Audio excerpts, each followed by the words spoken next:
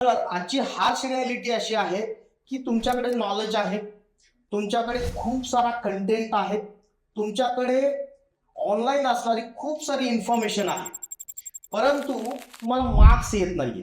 त्याचे नेमकी काय कारण आहेत हेच आपण याच्यामध्ये पाहणार आहोत. तर उत्तर लिहिताना नेहमी तुमचं उत्तर जे आहे ते ऑर्गनाइज्ड मॅनर मध्ये असलं पाहिजे.